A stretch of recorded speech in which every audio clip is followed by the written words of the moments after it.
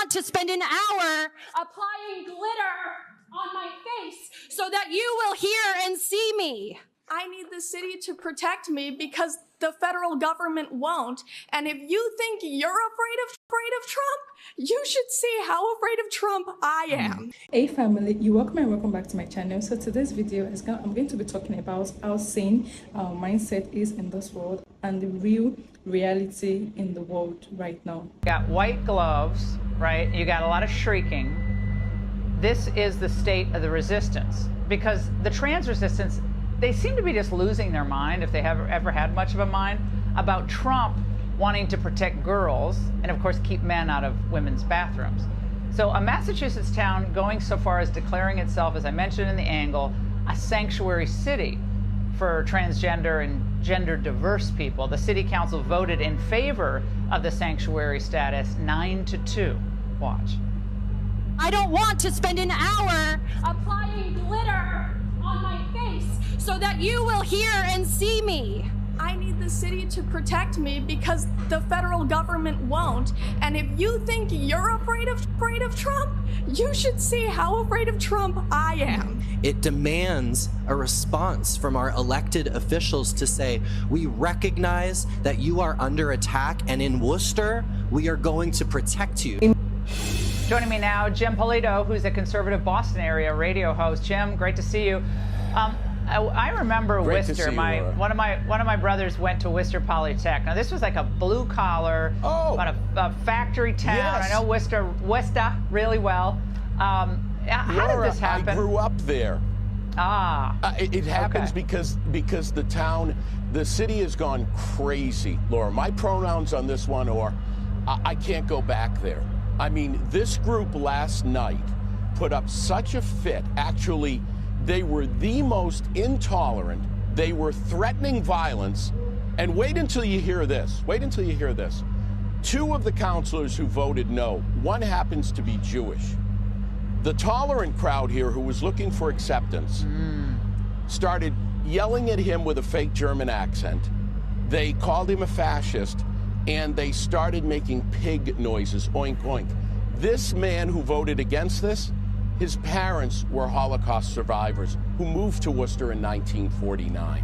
I mean, this is out of control, Laura. And you're right, I grew up in Worcester. I don't live there anymore. It used to be a blue-collar city. My brother went to WPI, too. It is no longer that. And Jim McGovern, I think you know, is the congressman from Worcester, and he's partly responsible for this transformation of what was a working-class, quiet city. And then we have this kind of craziness in front of the council. Well, what I have to remind everyone watching tonight is that the Democrats for years claimed that Republicans were pushing the envelope on protests after January 6th, Charlottesville, that's all they ever said. And it was, oh, they're the violent ones, they're the threatening people. Well, who's threatening now? Yeah. Using pig noises to a Jewish American who has the right to vote any way he wants on an issue like this? That's not threatening? Any other group that had come in front of the council and behaved the way that they did, with threats of violence too, Laura, in some of the sound bites you'll see, they would have been tossed out. Let's say Jim Polito showed up and said, I want to make this a sanctuary city for white males who are practicing Catholics, conservative, and drive Harleys. I'd be thrown out. We wouldn't even be entertained. We would be thrown out. I think we have more sound. Let's play one more sound bite. I don't know if we have the one that you're describing, which I wish, yeah, but we do. Let's just play a little bit more from this. I'm shaking right now. I don't want to be here. Please. I'm sorry, am I taking too long pleading for my life? Please wrap up. You know, there's... I mean... Laura, there's the other one with the purple here. It's a fake victim mentality. Yeah. It's so phony. It is. The one with the purple here said, if we don't feel safe here, you're not going to feel safe here. How is that tolerance?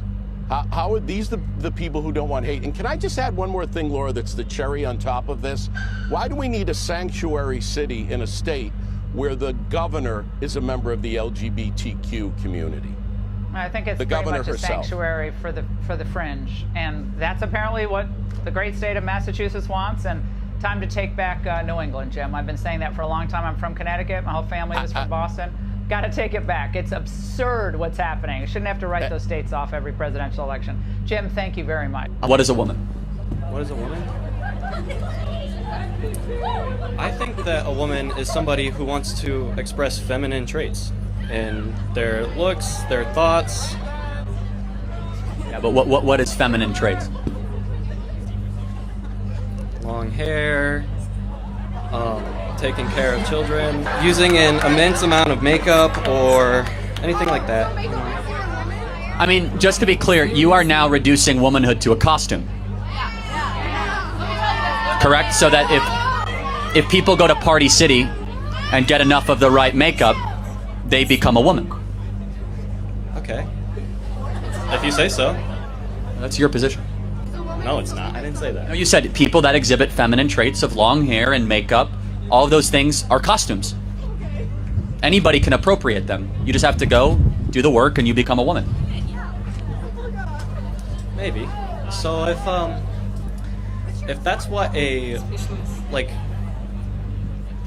if that's our running definition of a woman, and that's yours, yeah. A family can be made up in many different ways. It's called SOGI, for Sexual Orientation and Gender Identification, a curriculum that teaches public school students across Canada to celebrate the homosexual lifestyle and that gender is fluid.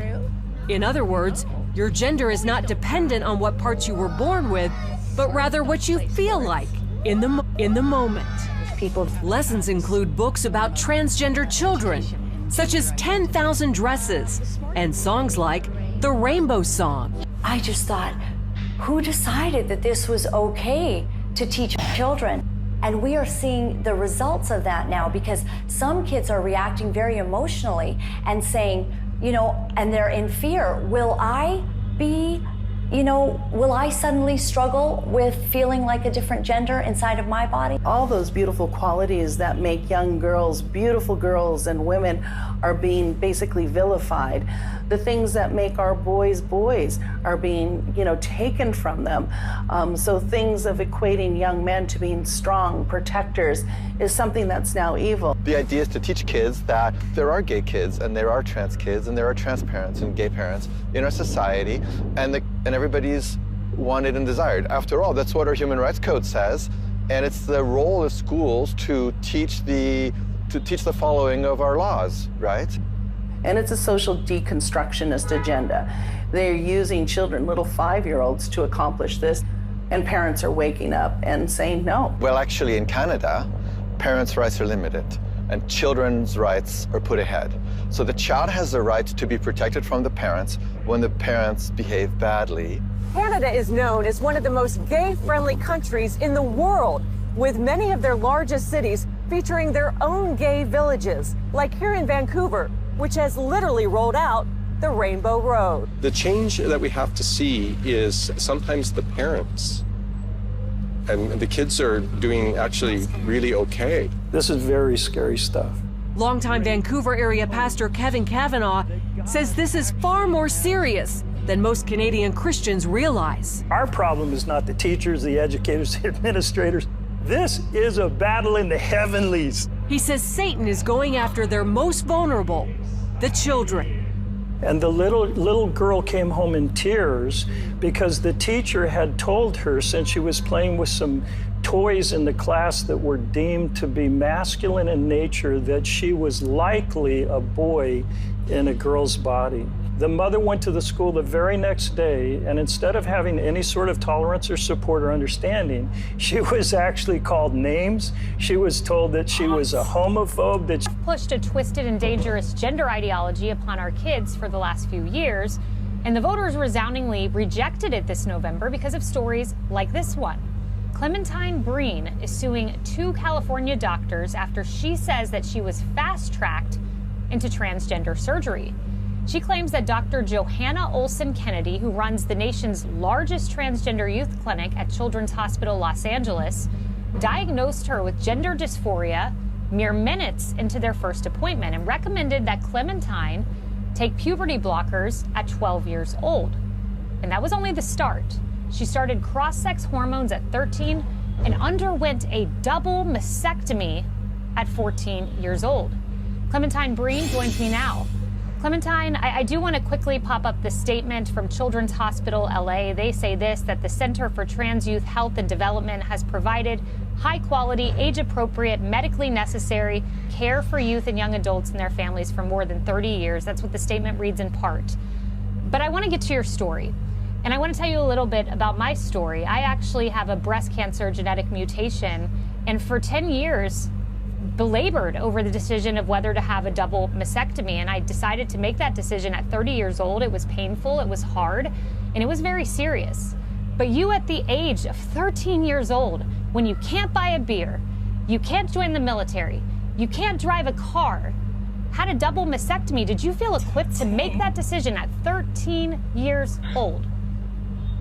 Hi, thank you for having me, first of all. And yeah, at the time of my mastectomy, I had no idea really what I was doing. I mean, I remember going into the operating room and I had zero nerves at all because to me it wasn't serious, and I didn't really realize how serious it was until I woke up from the procedure.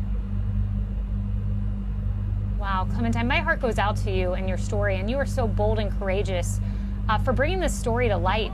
What happened to you after? Did the testosterone you took at 12 years old, did it help you, or were you in a better place or worse off? So for me personally, when I started taking testosterone, I sort of started feeling more anxiety than I had ever felt in my entire life. But it wasn't until after my surgery, when my dose of testosterone was upped, that I started experiencing psychosis and full audio and visual hallucinations, which were somewhat linked to the high dosage, which once I went off the dosage, all these symptoms stopped. But all of that was considered totally irrelevant, and I was encouraged to keep going on testosterone. So as I understand, you communicated some challenges you had as a child to a therapist, and then your therapist spoke with your parents and referred you to this clinic.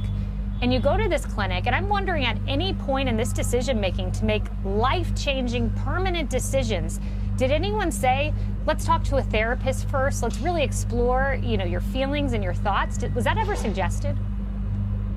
That was, and I did see a therapist, and the only thing that therapist did was affirm my beliefs that I was inherently supposed to be a boy because I didn't like being a girl. And the therapist only ever affirmed my ideas and talked about very surface level, stereotypical ideas of gender with me. Well, Clementine, you are bold, you are courageous. I read your story in the Wall Street Journal, I read your story in The Economist, and you're really making a difference. And Clementine, thank you for speaking out and for being here tonight and sharing this personal decision. It's unfortunate that we actually live in a trying world right now. It's a saddening reality to know how the world currently is. We need to be spiritually strong. We need to be spiritually alert. We need to have our faith in our religion, because that is the only thing that will give us a true and a good moral value, which actually help us in creating a good and uplifting society, because we're living in a chaotic world right now. We live in a world where the boys want to be girls right now and the girls want to be boys. That is our sad reality. I remember in those days in secondary school, I only knew the term called tomboys. A tomboy is actually a girl that behaves in a manner as a boy, meaning have a masculine stature and wears a boy's clothes, just behave like a boy, but that doesn't mean she's not still a girl. But it's sad to know that the narrative right now is totally different. That is actually the world we live in. Only God can help us and pull us from this form of darkness. It's sad to know that most of our therapists, our counselors are not helping in this way. They feel the thought of our children with these things. So they grow up with it. They grow up with this thing in their brain, in their mind, which they adapt to and tend to change their true identity. This is purely sin, which is forced on our children. God created only two of the genders, male and female. Nothing else. This is totally formidable in the Bible and not acceptable at all. What's your own take about this?